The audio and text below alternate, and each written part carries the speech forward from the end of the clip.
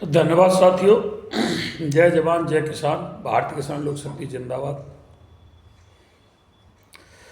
कई दिनों से एक टीस मन में चल रही थी जिसको कहने का मन हुआ है। मन बहुत विचलित है क्योंकि अभी फिलहाल में शासन की तरफ से, उत्तर प्रदेश सरकार की तरफ से किसानों की एक भी मांग नहीं मानी गई।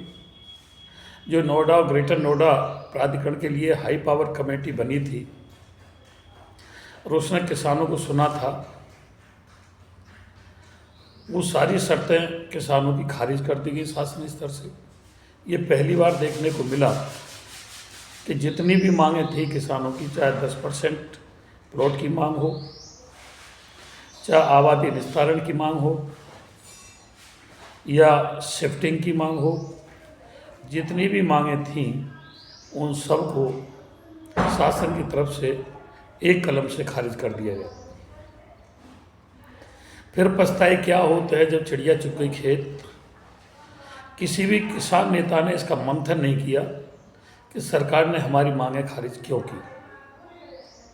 हम देख रहे थे, समर्थन हमने भी दिया था नोएडा ग्रेटर नोएडा को, लेकिन हमने वहाँ देखा कि जितने भी विपक्षी दल हैं, राजनीतिक विपक्षी दल, चाहे भीम आर्मी हो, समाजवादी हो, राष्ट्रीय लोकदल हो, सपा हो, कांग्रेस हो, बसपा हो, कोई भी विपक्षी पार्टी का ऐसा राजनेता नहीं था जो इस आंदोलन में ना कूदा हो। यहाँ से IBLI स्पेशल ब्रांच की रिपोर्ट गई कि ये आंदोलन किसान नेताओं का कम, विपक्षी पार्टियों का ज़्यादा है। विपक्षी पार्टियों का क्या काम है? वो चढ़े चूल्हे पे अपनी 2 रोटी सेक करके चले जाते हैं। आज किसानों की मांग खारिज हो गई, सारी विपक्षी पार्टियां मौन हो गई। हमने भी आंदोलन लड़े।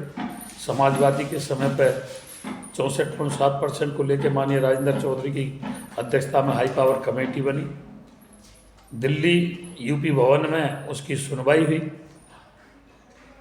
चारों 5 जिलों के DM और कमिश्नर मौजूद थे, उसमें बिल्डर भी मौजूद थे। दोनों तरफ से वार्तालाप हुई और 64.7% का शासन आदेश हुआ। यमुना विकास प्राधिकरण में 64.7% मिलने लगा।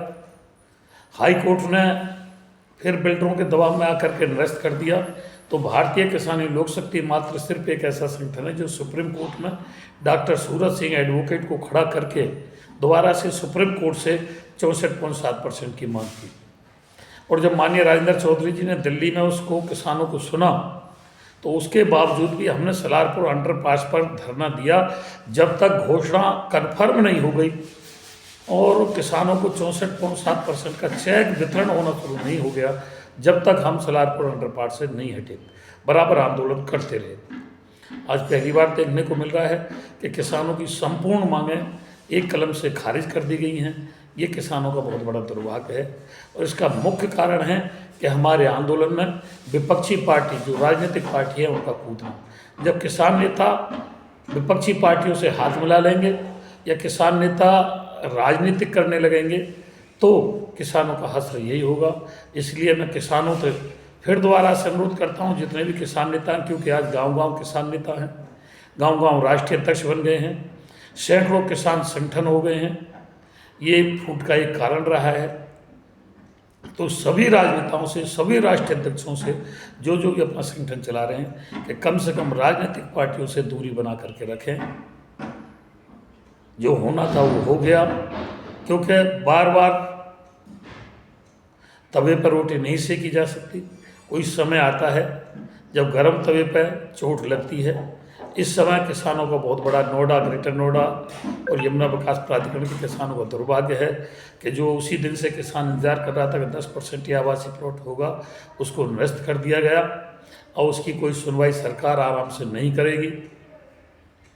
आगे मुझे नहीं कहना चाहिए, क्योंकि बहुत बड़ी कुर्बानी किसानों को देनी पड़ेगी अपनी मांग को मनवाने के लिए। शायद किसानों में फूट भी लंबी है। एक दूसरे किसान संगठन अपनी अपनी छाती में हाथ मारते हैं कि हमने ये करा दिया, हमने वो करा दिया, सब अपनी अपनी डींग हाँकते हैं। अभी सब ने देखा कि सभी किसान संगठनों का समर्थन था। कोई भी किसान संगठन नोएडा ग्रेटर नोएडा के आंदोलन के खिलाफ आवाज़ नहीं उठा रहा था, लेकिन विपक्षी दलों की एंट्री होने के कारण सारी मांगें खारिज हो गई। इस पर हमें चिंतन मनन करना पड़ेगा। धन्यवाद। जय हिंद, जय भारत, जय भारत संघ लोक शक्ति।